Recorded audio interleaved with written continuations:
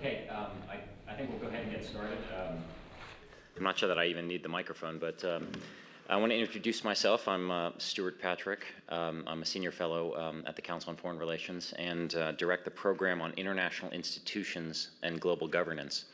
Among several things that we do is something called the Global Governance Monitor, which is the most comprehensive online effort to map and evaluate existing frameworks of international cooperation across a wide range of issue areas, ranging from nuclear nonproliferation, global finance, the fate of the world's oceans, climate change, global public health, efforts to restrict armed conflict, and soon we're going to be terrorism as well, and soon we're going to be having a component on human rights as well. It's a distinct honor to chair this session on the state of global governance, and especially to have two such wonderful panelists here. Sean Cleary, who is chairman, among other things, is chairman of Strategic Concepts and a distinguished former South African diplomat, has agreed to step in for Kishore Mahbubani, who had another appointment. And we're also delighted to have Bruno Lafont, chair and CEO of the Lafarge Group, and which, in addition to being one of the sponsors of the World Policy Conference, he obviously has a wealth of experience, particularly in the economic realm. We have about 2 hours. We may not go 2 hours, depending on how the conversation goes and how successful we are in addressing this issue. But what I'd like to do, as taking the chair's prerogative, is to take several minutes and offer some framing comments. And then I'd ask my two panelists to perhaps offer their own remarks of 10 or 15 minutes apiece, and then I've got a number of questions that I'd like to engage them in with respect to specific aspects of global institutional reform, and then turn it over very much to you and have solicit your questions to any of us on the panel here. As Thierry said, mentioned yesterday in the opening session, the question of global governance and effective multilateral frameworks for dealing with global issues is obviously going to be one of the paramount challenges of the 21st century. Given the world's deepening interdependence, that interdependence has become clear is not only political and security, economic and ecological, but it's also increasingly moral as well. In the wake of the global financial crisis, we've obviously seen some adjustment in international monetary and financial matters, but in other realms, we see mostly inertia and stasis despite ongoing challenges, risks, and vulnerabilities. Global governance is obviously, just a couple words on global governance, the term. It's obviously a slippery term open to many competing definitions. In the United States, global governance, the phrase makes some people reach for their revolvers, and we do have a lot of revolvers in the United States.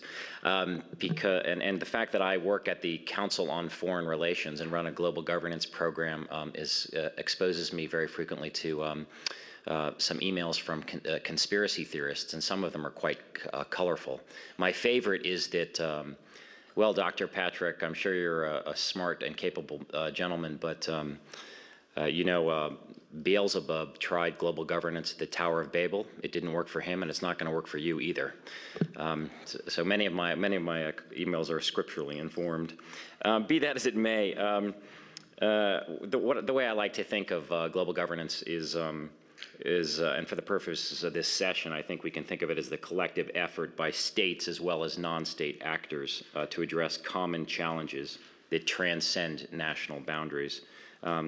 And it's an effort to create what I would think of as purposive order and permit collaboration in world politics in the absence, obviously, of world government.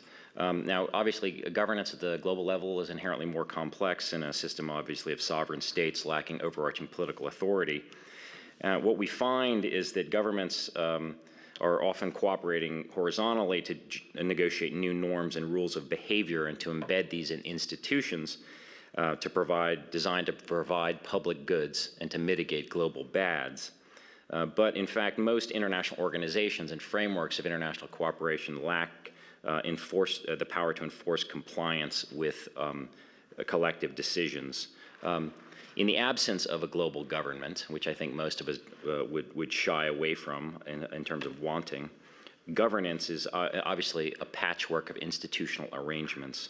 A lot of these are obviously intergovernmental, and some of these are truly global arrangements, obviously the UN, the international financial institutions, the WTO, et cetera. But increasingly, as was pointed out, particularly in the last session, we're seeing a regionalization of politics as well. So we find regional organizations like AU or ASEAN or others as increasingly as competitors as well as complements to universal fora. And that creates interesting dilemmas for global governance, the tension between the regional level and the global level.